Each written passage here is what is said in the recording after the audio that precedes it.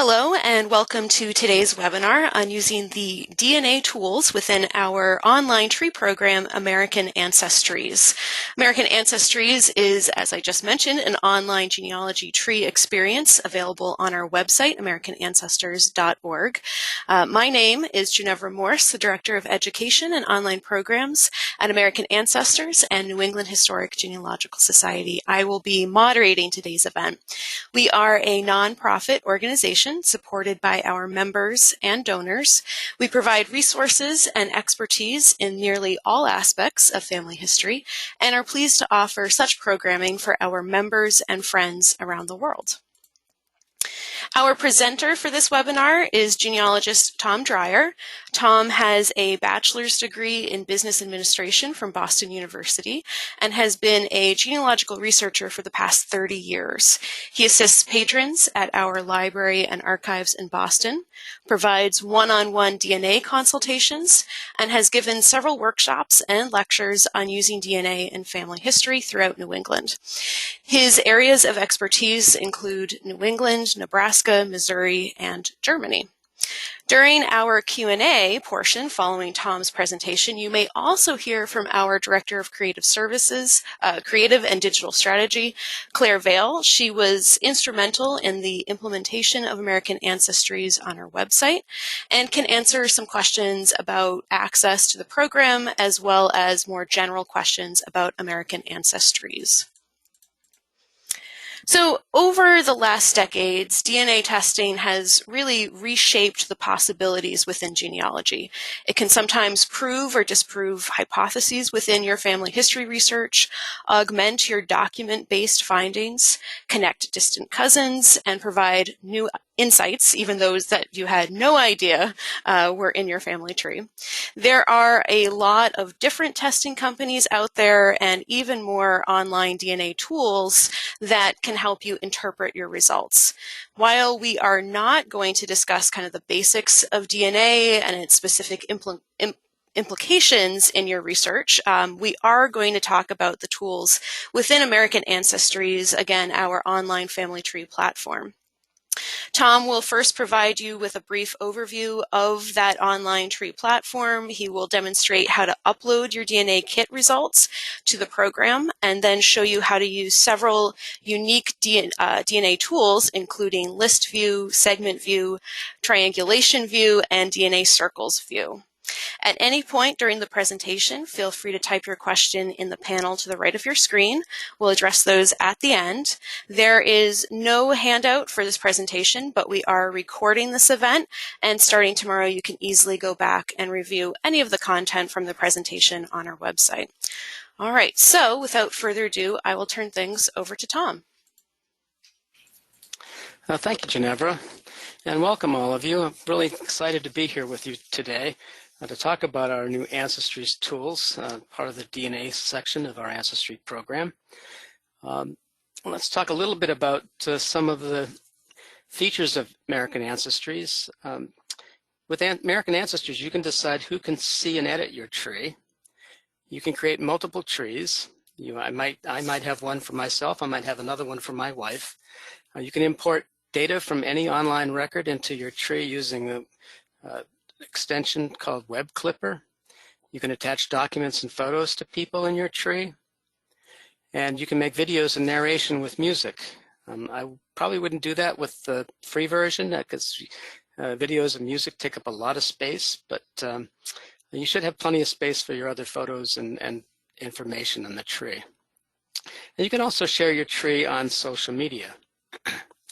So how do you get started? Well, you can start your tree on American AncesTREES in a couple different ways. First, you can start with a blank tree and add people one by one until you've completed a tree. Or if you already have a tree at another website, say an AncestTREE tree, you can download a GEDcom file and then upload that file to American AncesTREES. You can also import people from Family Search, from the Family Search tree that you might have on Family Search if you have a tree there.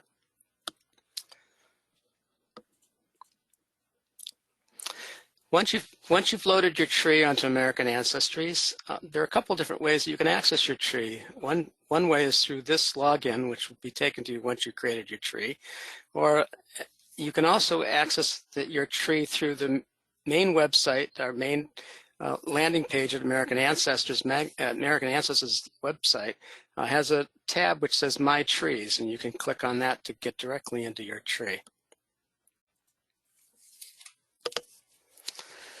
So here we have a sample of your tree, assuming you created a tree.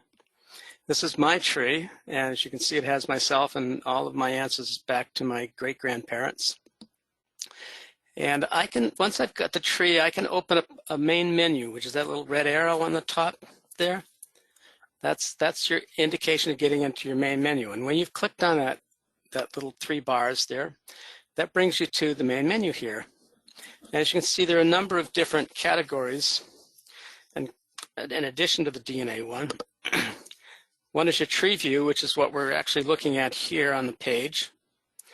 The next one, the dashboard, is a list of online trees that you might be able to access to see if you have people on an online tree like WikiTree or Genealogy tree. This people category is a list of all the people in your tree.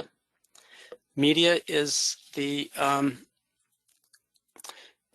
all the people that, all the media devices you have, any music or videos that you might have on your tree. Hints and to-dos are any hints that you might have as far as what records may be available that might be relevant to your tree. And the to-dos are a to-do list that you might have created for your research. Research log is for any research logs that you've already created. The DNA category is what we're going to be talking about today primarily. You'll see that in a minute. Invitations are invitations that you've made to people who can view or edit your tree. Content lists, a number of items. These are the detailed list of sources that you have for your tree. Any notes that you may have made regarding the records you have in your tree. A list of all the sources that you've used. Any stories that you might have added. Any warnings that are given, such as 2 people that you've entered who marry each other with the same surname. It does happen, but it's always a warning when that happens that you might have the wrong surname in there. Any apps that you might be using, such as Web Clipper and the To-Do Creator. Any reports that you might be able to create. You can create a report on, say, an Onondaga report or a descendants report, or even charts such as a fan chart. Hint settings.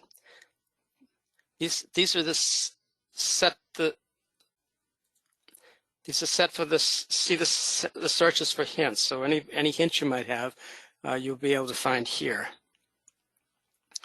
The tree settings are where you can actually set your home person, normally it's you, and also set public and private tree settings, and require premium plan. The premium plan requires that living people always be privatized. Let's see. The last setting is the help setting, and that you can find frequently asked questions, and you can also see videos to learn more about the features of American AncesTREES.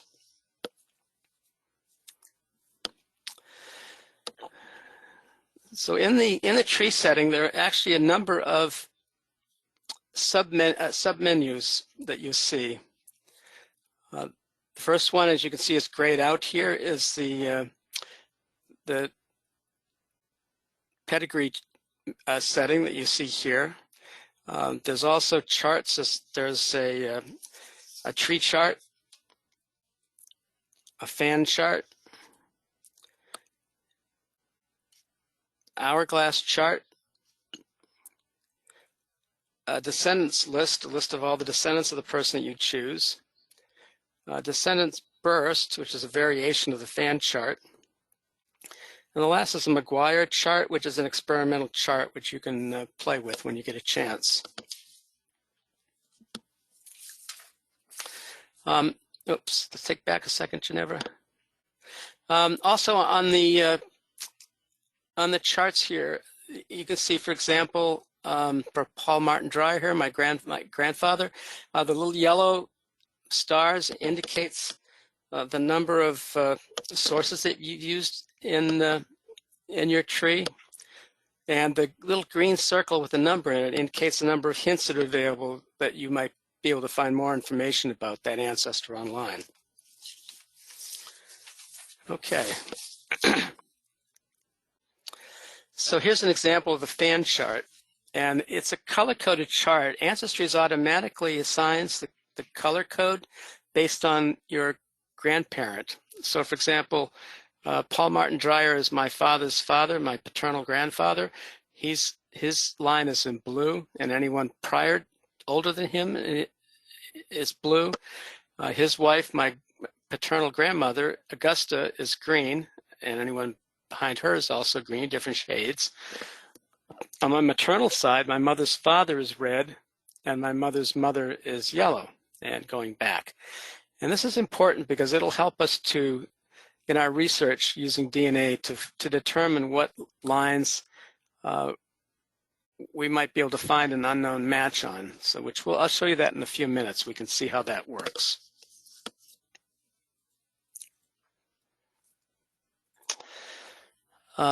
Also, if you have any questions, if you're not sure about American Ancestry, you're not familiar using it, we do have coming up in February, on February 14th, Claire Vale, who's our Director of Creative and Digital Strategy, who's sitting right next to me here, who may answer questions, is putting on a presentation introducing American Ancestries on February 14th. So be sure to stay tuned for that.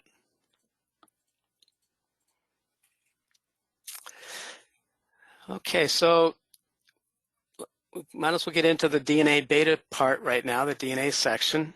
And when you click on the DNA, you'll come to a profile page. Oh, sorry. Before we get into that, let's talk about the different plans for using DNA. The standard AncesTREES plan is a free tree. If you choose to eliminate ads, with a free tree, the ads are used to subsidize the cost of having the tree there. If you choose not to have the ads for $19.95 a year, you can go to an advanced plan. And if you wish to have access to the DNA portion, there's a small manual charge of $34.95. Now that also not only includes the DNA portion, but it also includes some of the other features that aren't available with the free plan. One is turning off the ads. Another is obviously the DNA tools we're talking about. The option to make a tree private. With a public tree, with a standard free tree, your tree is public, except for the living people, of course. With a premium tree, you can make your tree either public or private.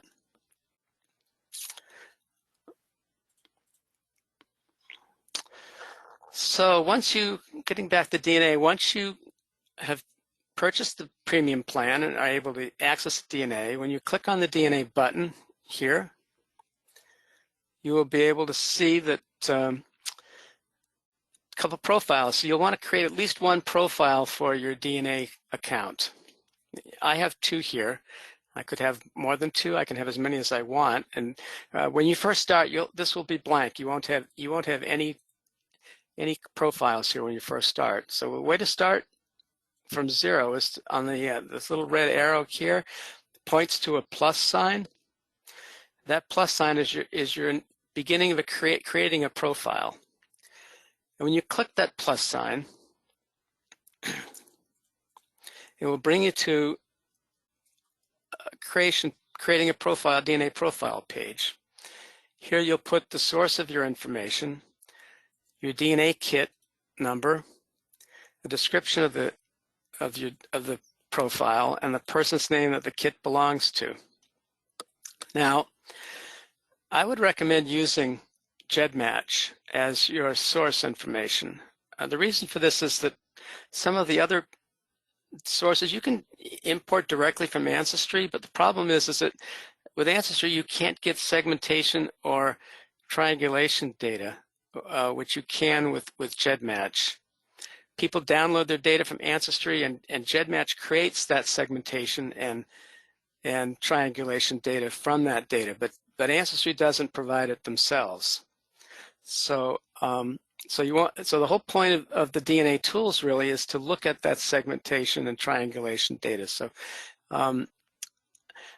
it may be available. You can download directly from each of these. You will get matches that you won't get on GEDmatch, because with GEDmatch, it's only people that have downloaded from the various websites, testing sites that you have access to. But again, you won't have some of the triangulation and segmentation data that you will have. So again, I recommend using GEDmatch. And I'm going to show you now how to transfer your information from GEDmatch to AncesTREES.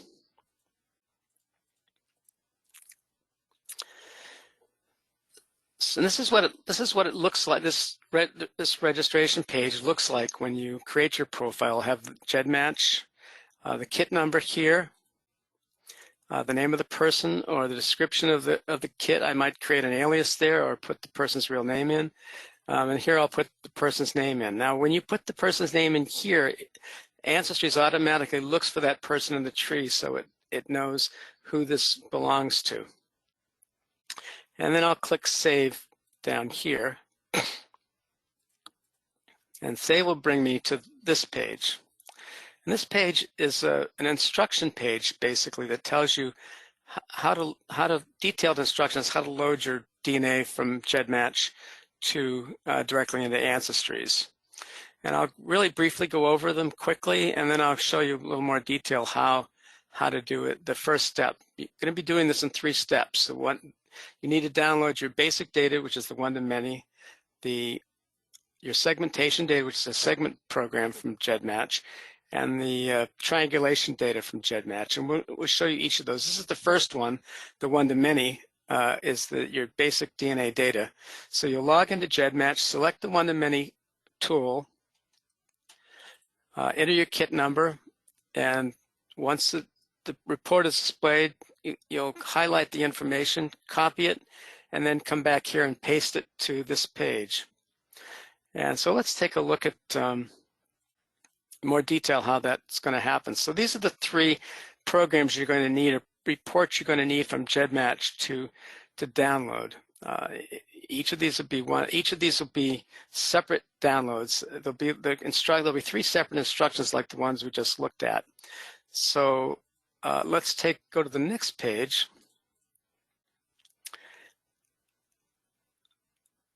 And what we're going to do is we're going to leave this page as it is, and we're going to go to a new tab on your browser. So open up a new browser page, and by clicking on the plus sign at the top of your screen. That will bring us to an open website, which you'll type gedmatch.com there, and then when you hit enter, as you can see up here, as you can see upstairs, you still have the AncesTREES program on this tab here. So you're going to switch back to that in a couple of minutes.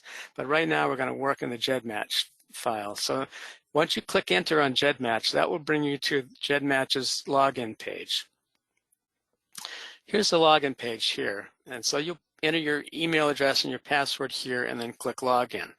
If you're not a GEDmatch member already, you'll need to register and download your data from whatever website you've taken the test with, whether it be Ancestry, Family Tree DNA, 23andMe, or MyHeritage. And you click here to actually start that process. We're not going to be going into that today. We're just going to assume that you already have loaded your information to GEDmatch. So once you've logged into GEDmatch, this is the main page you'll see. And we're going to be looking at this, not the beta one-to-many, but the regular one-to-many data comparison here. Let me talk a little bit about GEDmatch.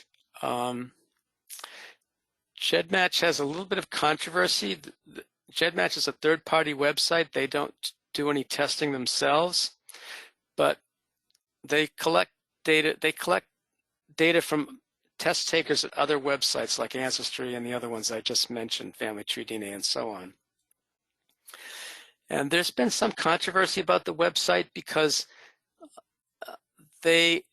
at one point, you may have heard that a few years ago, there was a serial killer, it's called the Golden State Killer, that was caught using DNA. Well, this is the website that was used to catch that killer. And that created a bit of a controversy because the people who had joined GEDmatch weren't aware that GEDmatch was releasing their data, access to their data to law enforcement, and they thought that was a conflict of interest for them to do that. They thought it was a privacy issue, and they did not want some people did not want their DNA data used for that purpose. Other people thought it was fine, that they were more than happy to help law enforcement catch violent criminals. And as a result, GEDmatch lost a number of people as subscribers, and they gained a number of subscribers. And then about a year ago, they discovered that what GEDmatch came out and said they would only release the data to law enforcement if it was a violent crime, as in rape or murder, or if it was for finding a missing person. And then it became known sometime after that that they'd used it for a lesser crime, and that again created more of a fervor. So what GEDmatch did is they instituted a policy whereby you could opt in or opt out. And as you can see down here, there's a section where you can opt in to giving police access to your data or not giving police access. The default is not giving. You have to opt in order for police to use it, theoretically. So you need to make a decision, I guess, whether or not to do that. There are also the slightly more controversy was involved recently when GEDmatch was recently sold to another company, a law enforcement company, and people thought, well, they would be more likely to release their data even though they had the opt-in and opt-out thing. They've recently, just yesterday, came out with again with a statement saying that they would be more diligent in protecting the privacy of people who had opted out and would not allow their data to be used. So if you believe that and trust them, then go ahead. I tend to believe them myself. I tend to trust. I don't mind my data being used for law enforcement purposes. If you do that, then we'll go from there, and we'll continue with this this exercise. And so when you scroll down the screen, you'll come to this Tier 1 group. Now, Tier 1, GEDmatch is a free website, with the exception that there are some advanced tools that you pay $10 a month for, and you can do it for 1 month, or you can do from a number of months at a time. What I usually do is I buy 1 month's worth. I buy pay $10 to have 1 month's worth, so I can have access to the Tier 1 things, and you'll need to have access to these in order to transfer your data.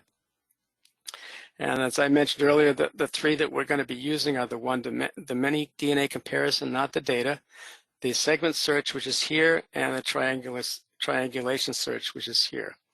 And the first portion of this is the one-to-many comparison program. So we're going to click on that, and they're going to ask us for a kit number. And when we hit display results, this is what appears. This is the report that's going to be generated. This is basically a list of all of your DNA matches. And when you hit Control or type Control A, that will highlight all of the data. As you can see, I've done that here. Everything's highlighted in blue. And then I'll type Control C to copy, or Command C if you have a Mac to copy the data. Once you've done that, go back to your American AncesTREES tab website and click anywhere on this page here, and then type Control V or Command V to paste your data to this page, and that all of your DNA data and matches will be transferred immediately to American AncesTREES.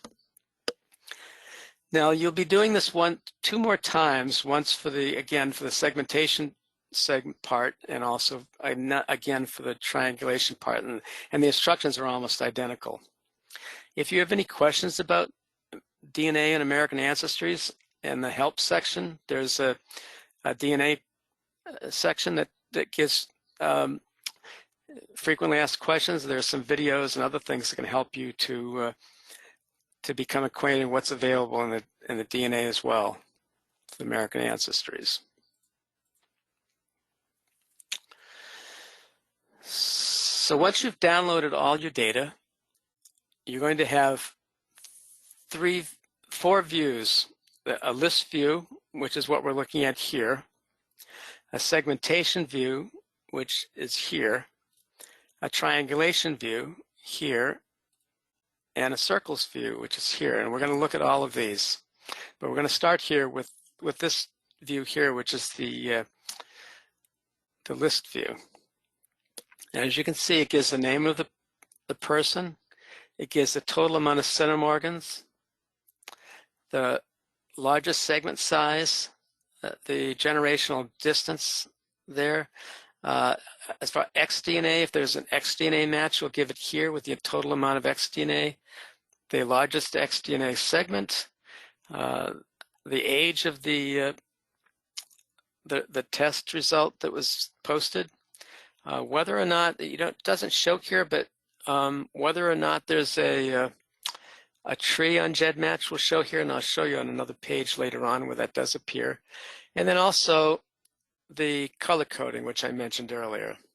Here we have my Uncle Henry, who is my mother's brother. So as I mentioned, my maternal grandfather is red, my paternal grandmother is yellow, so Henry is a combination of the red and the yellow. He's the son of those grandparents.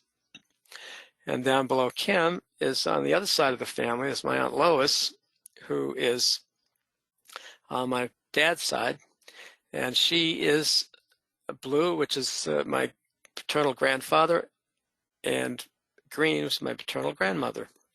So those color codes are going to come handy, as we'll see.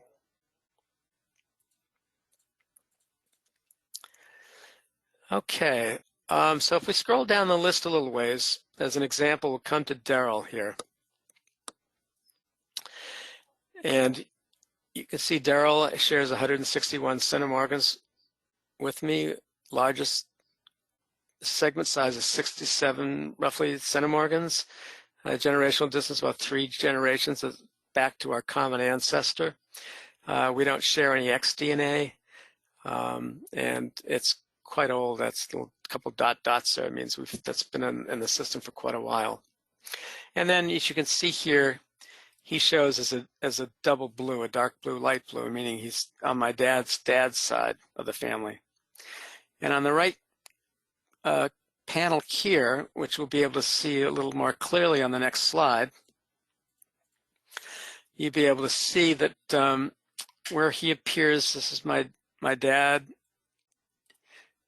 My dad is here, my grandfather is here, and my second great-grandfather is here. So our common ancestor is my second great-grandfather. And remember, Ancestry assigns these automatically based on where they are in your tree. So anyone that's in your tree receives a color code. You can see some of the other information that Daryl gives us is that I know he's a male. I have his email address in case I want to reach him. He's provided on GEDmatch his Y haplogroup. He took a Y test. He's provided his mitochondrial haplogroup here and the type of chip that was used. And incidentally, the haplogroups don't really matter. Those are Y and mitochondrial are different tests, and the AncesTREES test is strictly for autosomal DNA, something test you would take at Ancestry, or other tests that Find My Past or My Heritage, pretty much all, and even 23andMe, all my autosomal tests, whereas the main company that does the Y and the mitochondria tests is Family Tree DNA. And then you can see down below here a list of all the chromosomes and where Daryl and I match on. So down here on chromosome 4, you can see that in the early part of chromosome 4, we have a pretty big segment of DNA where we match on. And you can't see it here, but if I were to put my cursor over that yellow or orange block, it would tell me exactly where the starting and ending points on the chromosome that segment appears and how many centimorgans are in that segment. And as you can see, there are several other segments that I share with Daryl down below.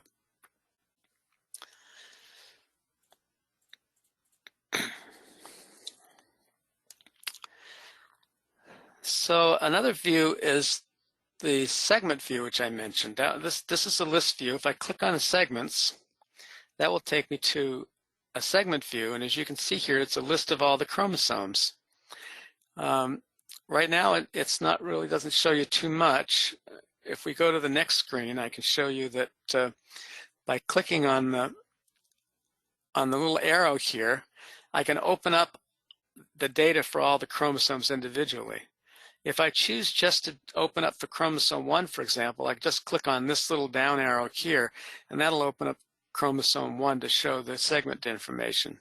And that appears on the next slide. So see here, I've chosen to open chromosome 1 and look at all my matches on chromosome 1. And I can see a whole bunch that are color-coded and a bunch that are not, that are just white circles. Now, obviously, the ones that are white circles, they're not color-coded because they're not in my tree. AncesTREES hasn't been able to identify them as being in my tree, so even though I'm a DNA match with them, I don't know where they belong in my tree, so they're white circles. So let's take a look at one of these circles, which is bright red here. This one belongs to Alyssa. Alyssa came to me early on and said she was excited to learn that we were a match, didn't know how we matched, and wanted to know if I knew how, and I didn't because she didn't have a tree. And as we all know, that in order to determine relationships, it takes more than just a DNA test. It actually takes a combination of DNA test and a tree for both parties. And she didn't have a tree. So I suggested that she build out her tree a bit, which she did. And she got to a point where she got back to, I think, about a grandfather, and I recognized one of her grandparents as having a surname that was in my tree. So on the guess that perhaps this surname that we had in common was the link that we had, I worked on her tree backward until I was able to find a link and connect with one of my ancestors, which obviously became our common ancestor. So I was able to put her in my tree. She's my fourth cousin twice removed, kind of a bit distant. And I see her here in my segment data on chromosome 1.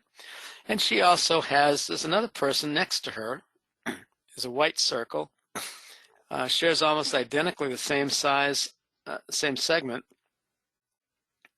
So I'm guessing that perhaps this is maybe a close relative of hers.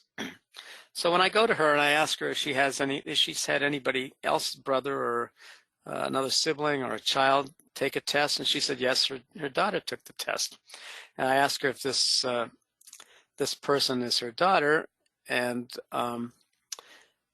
sure enough, she had her daughter took the test. This is her daughter. So I haven't entered her in my tree yet, but when I do, I will have, when I open my AncesTREES, I'll have 2 red dots instead of a red and a white dot, because I will have identified her as being in my tree.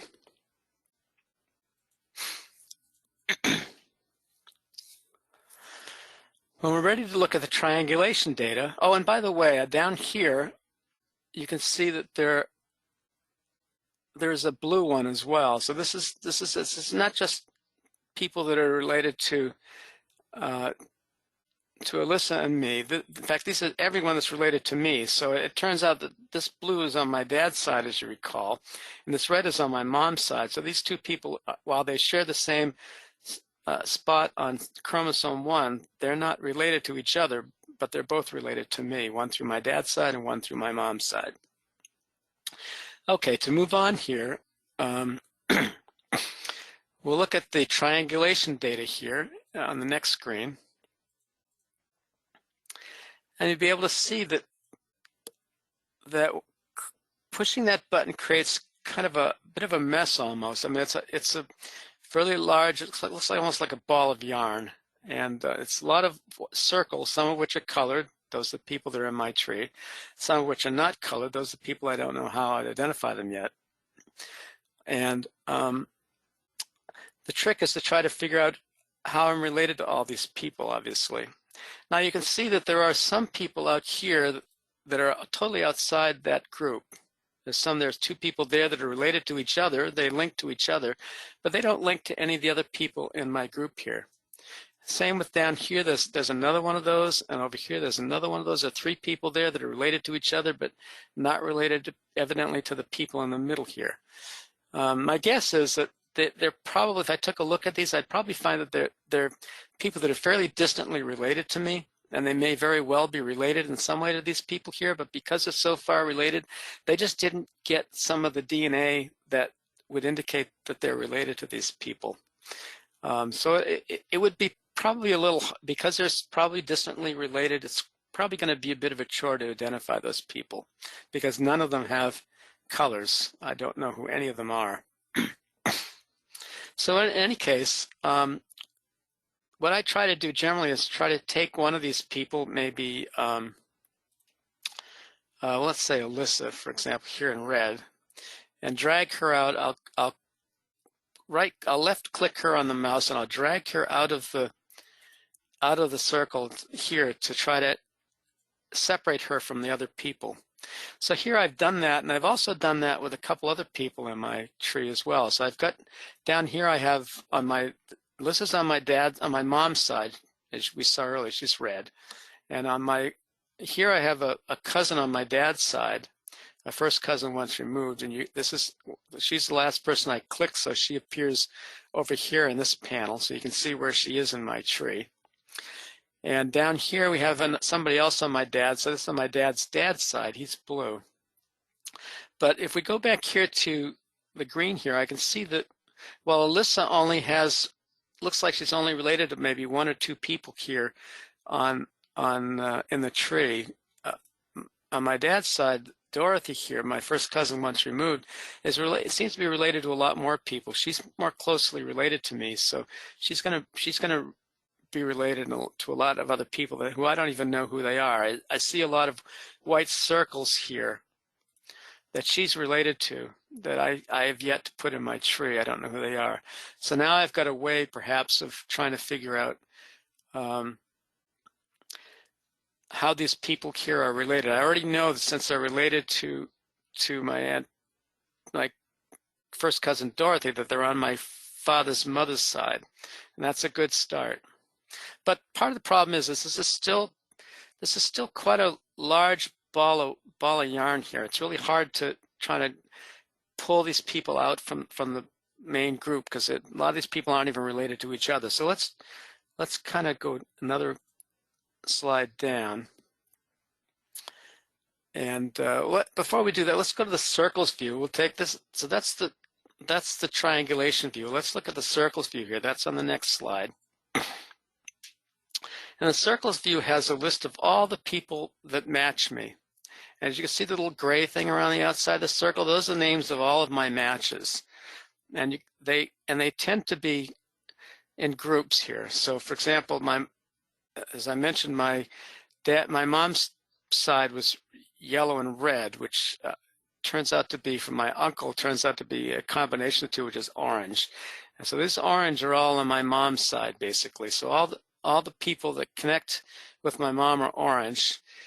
Down here, there's lots of blues in there. That's more on my dad's side. But this is still kind of, I mean, it's kind of interesting, and I can kind of follow, if I want to, I can kind of follow a couple of these people to find out the people that I know, how I'm related to them, see who they connect with, and see how I'm related to them, try to figure out how I'm related to them. But it's still a little bit difficult because there's so many people in this group. So let's go to the next slide.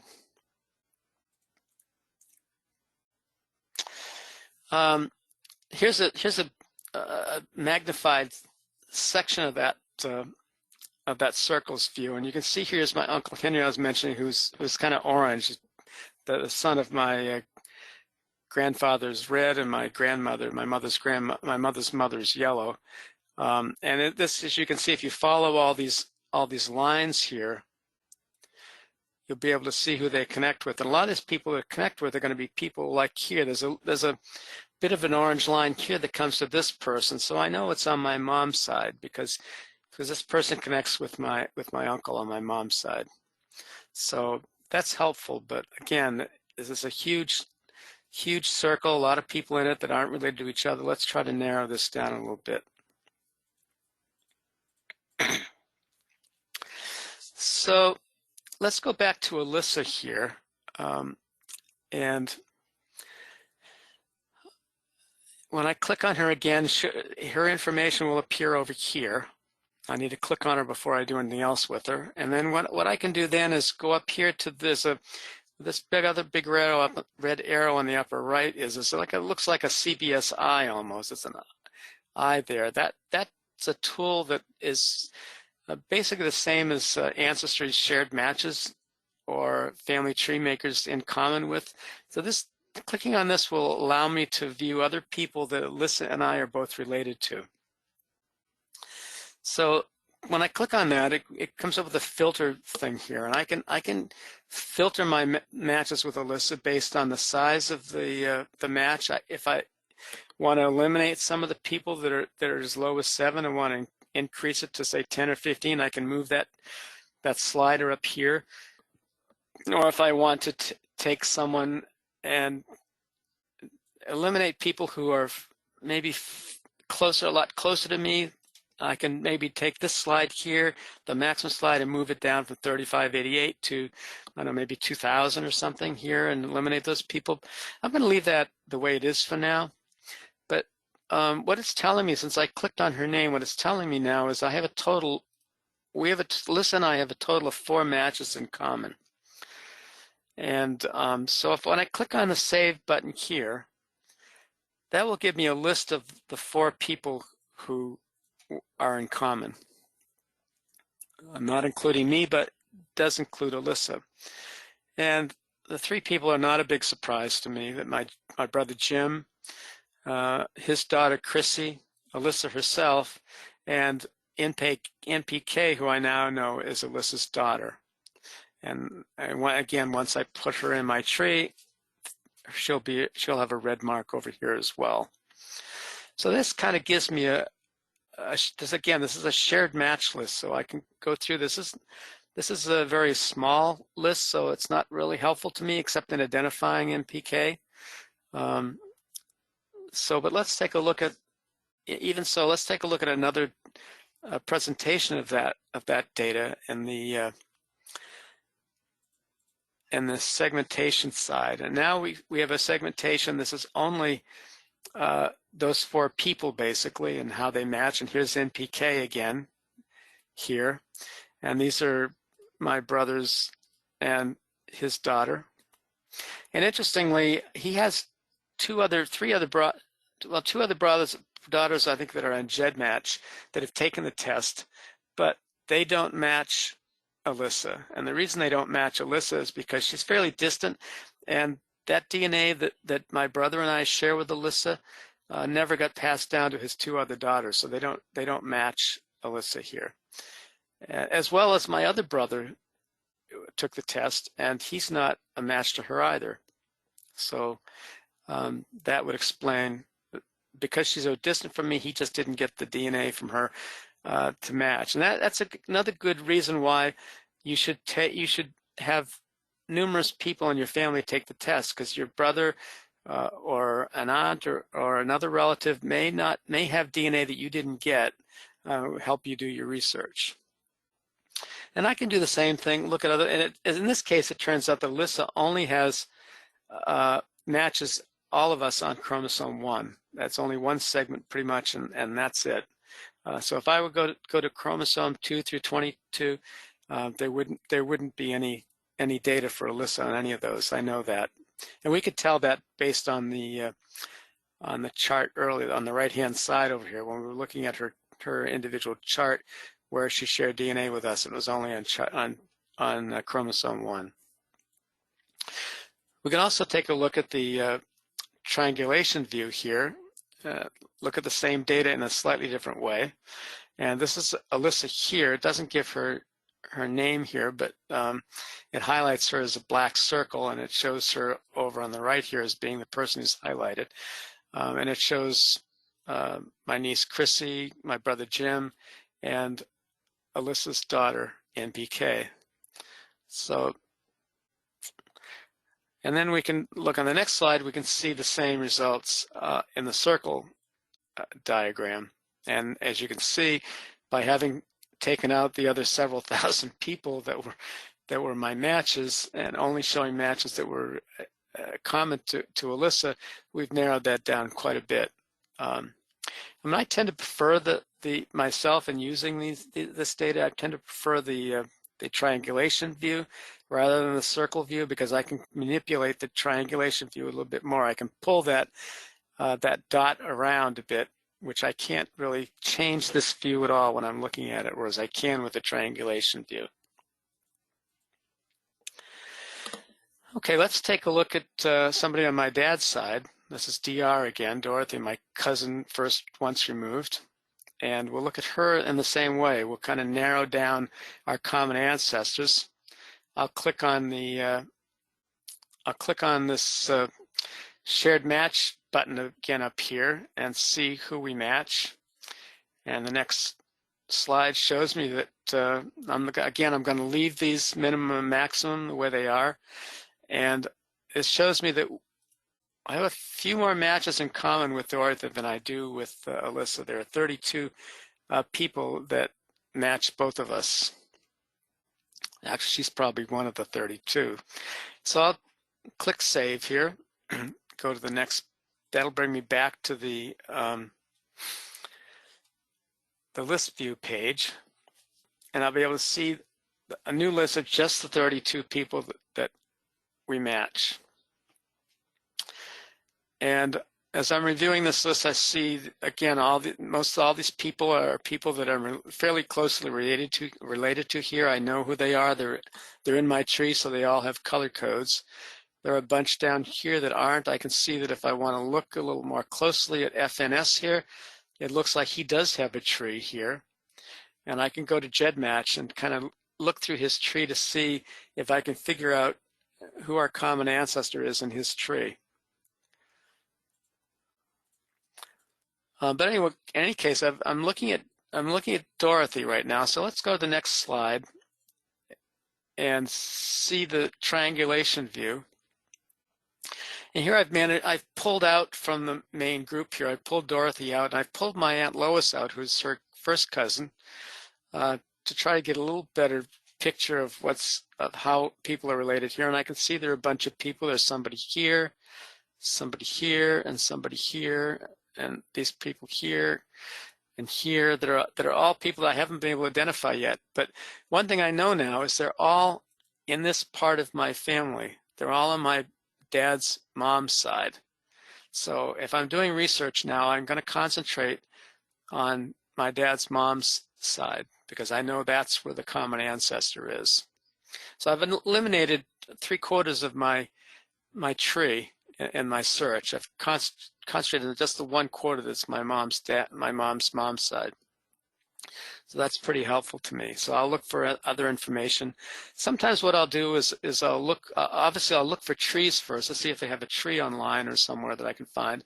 And if they don't, or if they have a very limited tree, I might try to create a tree for them. If I have some data on them that gives a parent, a grandparent that may have lived and maybe appear in the 1940 census, and I can start build on their tree and work it back until I can find who our common ancestor is.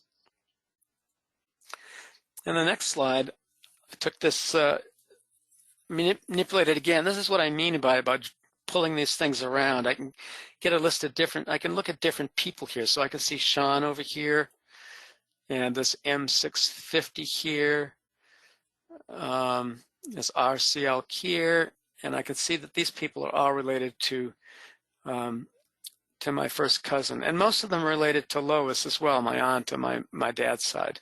And where they're not connected, so here we've got somebody who's related to Dorothy and me, this Sean person here, but doesn't show a connection to my Aunt Lois. He should, because obviously Lois is my father's sister, So we should have got the same DNA, but for some reason Lois didn't get the DNA that my second cousin, my first cousin once removed, Dorothy got, and that I got from my dad. But Lois seems to have missed out on that bit that Sean has here. So I can concentrate on, and because she did, because Lois is related to my grandfather, who Dorothy's not related to, because Lois is related on her mother's side, and to Dorothy. Then I know that by knowing that it's green here, I can take it another generation back. Just knowing it's Lois means I only know it's on my dad's side. I don't know it's my dad's mom's side until I get to her, who's totally green now, and I know that's my dad's mom's side, and I can go back another generation in my search for her. Okay, here's again a circle view. It looks a little bit more like a circle than the other one did, and you can kind of see where the green here spreads out and goes to different places. The purple view is primarily, these are all people that are very closely related to me, because my dad is blue, my mom is red, my mom's dad is red. That makes the purple. So these are people that are either siblings to me or nieces and nephews to me primarily. So that they're not too relevant in that view. But these other people that are green and blue-green, those are more relevant to what I want to look at when I'm searching. All right, now the last couple people that we've looked at have been people that I started with, people that I knew were in my tree. They had colored matches. So in this case, I'm going to take somebody that I know is not related to me, and I don't know how he's related to me. But I want to find out. So I'll click on Nicole R. And we see over here that Nicole is here. She's a female. I wasn't sure if it's a guy or a woman, but it's a woman. It has her email address if I want to reach her. And it has her segmentation information here. So it looks like we're only have a match on chromosome 16 here. And again, if I put my mouse over that little orange block, it'll give me more information about how many centimorgans and where that is. If I look over here, I can see that it's actually, that block is probably 20.2 centimorgans. On the total DNA, it's a little misleading because GEDmatch the information they transfer to AncesTREES is all of the matches, whether it be a couple centimorgans all the way up to however many. So it doesn't filter out, say, centimorgans less than 7, for example, when it's passing information down. It does when it's looking at the segment data. So very likely the only relevant segment that we match on is this segment here, this 20.2, which is also this segment over here that you can see. In any case, I want to look and see how I'm related to Nicole. So I'll click on this shared match symbol here to see who Nicole and I are related to. And I see that there are 12 people that we're related to here in my matches. And when I click save, it'll come up and give me the list of those 12 people. Well, immediately I see the first person on the list is someone that's in my tree. And that's yellow. That's someone named JR. So immediately I know that this person, let's go to the next slide because I can show a little better there maybe. So this person here, we share that segment on chromosome 16, and there are 5 people here that share that segment with me. Most likely, most of these people are fairly closely related to JR and Nicole. So one of my first things I would want to do would be to reach out to JR and say, hey, I know we're related. You're in my tree. I may have talked to her before, I've been in contact with her before. She may be willing to chat with me. And I'll say, do you know any of these other 4 people that are here?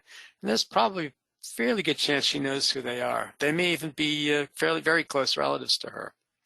So I want to reach out to her. So just the fact that I see that she's code marked yellow. I can narrow that down to my mother's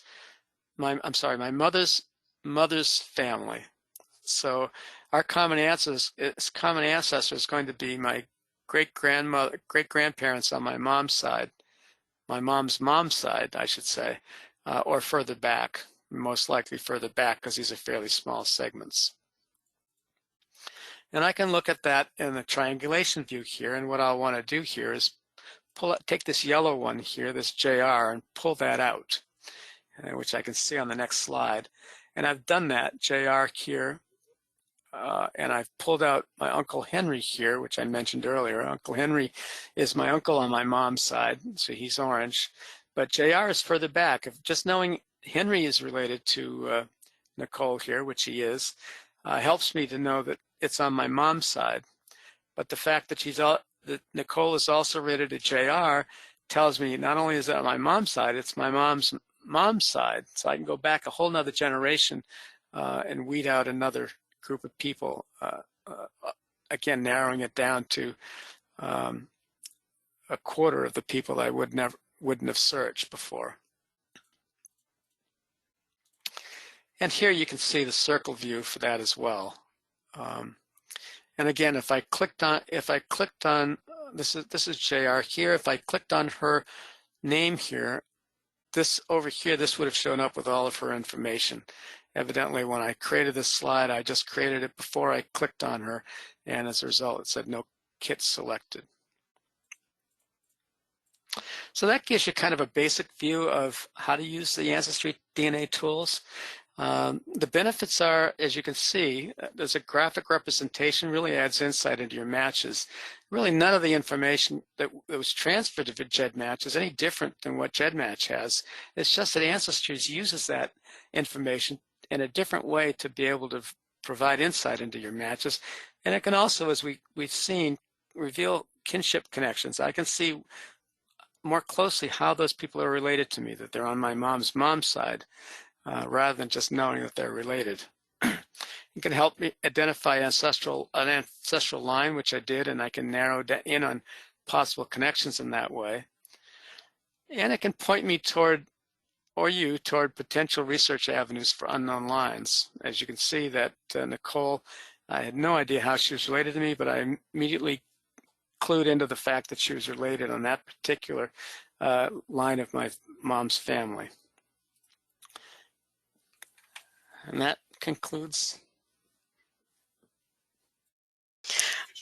All right. Well, thank you, Tom, for your presentation. So now let's get to your questions. And just a quick clarification, that webinar that Tom referenced to kind of a webinar introducing AncesTREES that Claire gave, that was actually done earlier this year, and the recording is available on our website. So you don't have to wait until February. You can actually, after this session or really any time, you can go through and kind of learn more about some of the basics of AncesTREES and what it can really do for you.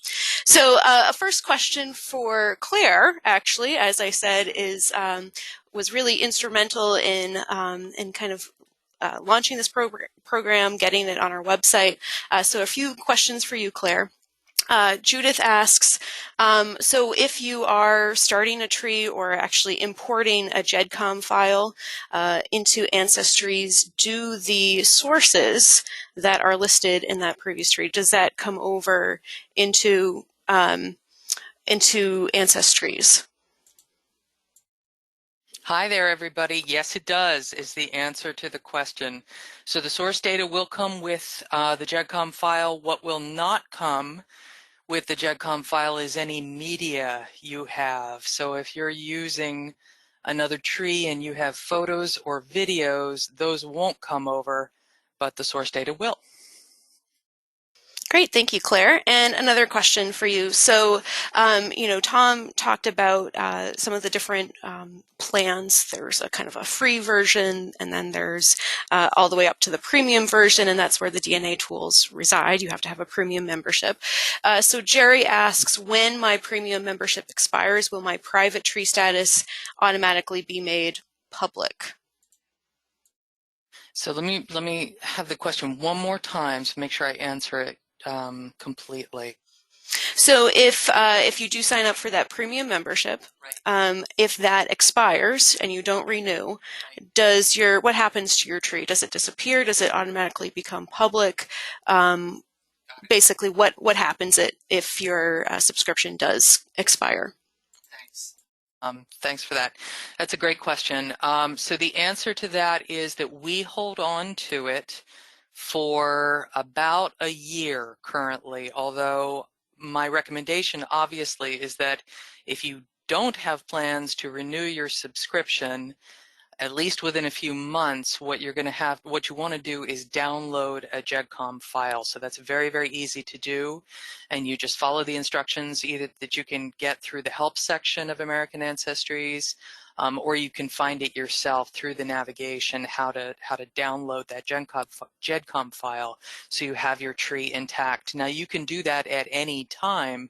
You don't have to wait for your expiration date to be coming up.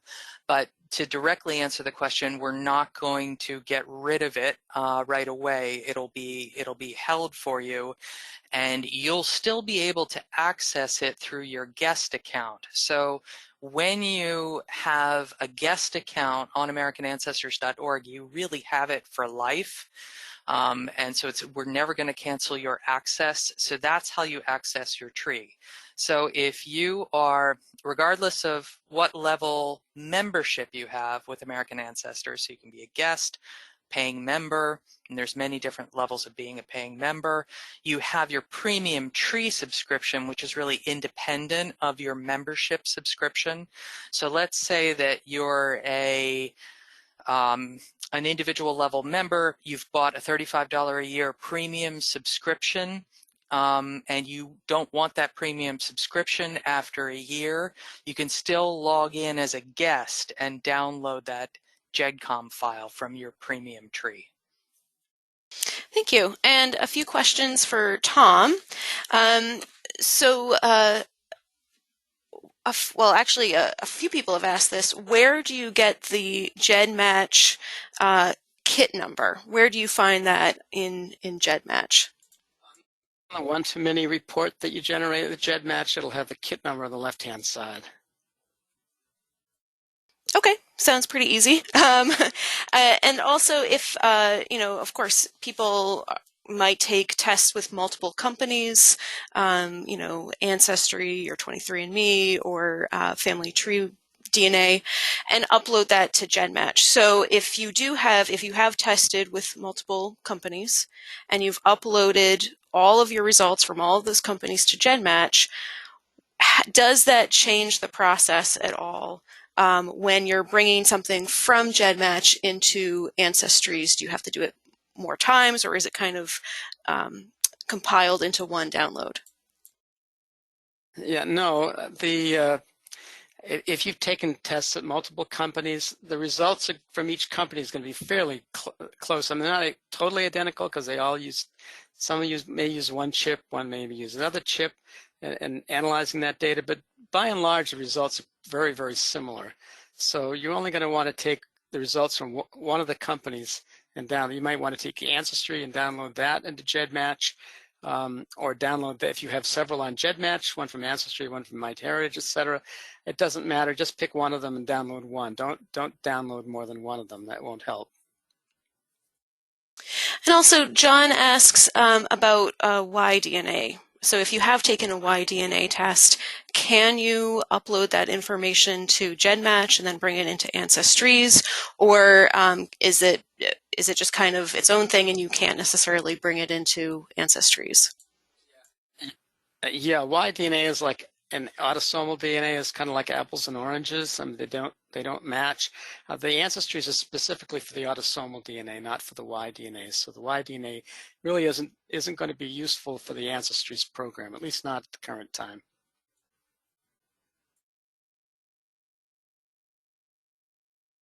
And also, just for clarification, we talked a lot about the triangulation tool.